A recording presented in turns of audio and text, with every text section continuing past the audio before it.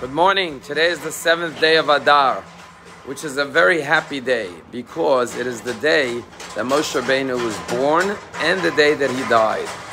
When Moshe Rabbeinu lived 120 years and he passed away on his birthday. And our rabbis tell us that when Haman drew lots, because the word Purim means lottery, to determine the best month to destroy the Jews, it fell out in the month of Adar. And at first he was very happy because he said, oh, the greatest leader of the Jews died during this month. It must be an opportune time to, God forbid, annihilate the Jews. But what he didn't know was that this was also the month that Moses was born. And therefore it was actually a happy month for the Jewish people. But it goes a step further. This week's Torah portion, Tetzaveh, does not contain the name of Moshe Rabbeinu.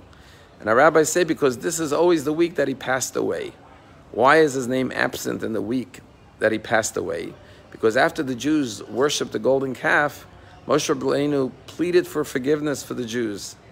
And he said to God words of tremendous, in a sense, chutzpah, almost giving God an ultimatum. He said, God, if you don't forgive the Jewish people, wipe me out of the book that you wrote, meaning I don't want to be in the Torah. I stand with the Jews.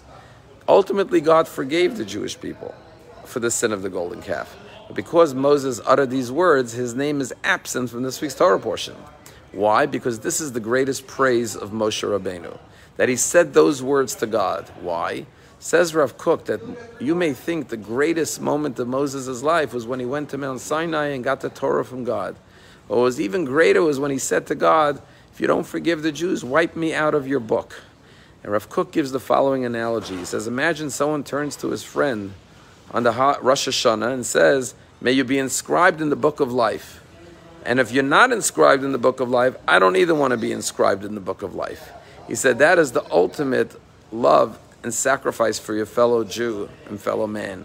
When you say, I don't want something that you don't have, and I will not rest, and I will not be at peace until I ensure that every blessing I have, you have as well. And that's what Moshe Rabbeinu said to God. If you don't forgive the Jews and you take them out of the Torah, then I don't want to be in the Torah either.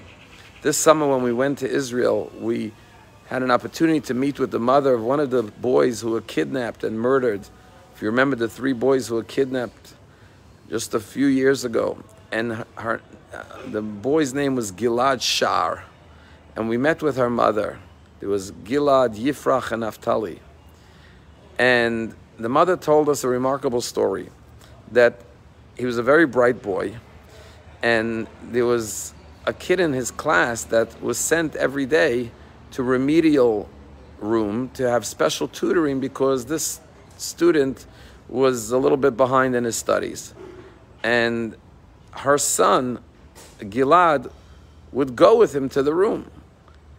And the teacher in the remedial room tested him and couldn't find any deficiency in his studies. And she finally one day turned to him and said, why are you here?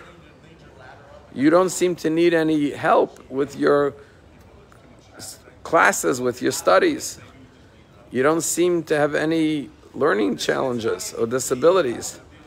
And Gilad said to the teacher, I come with him because I don't want him to feel that he's the only one singled out that needs special tutoring. That's the compassion and the love of Gilad, of that young boy.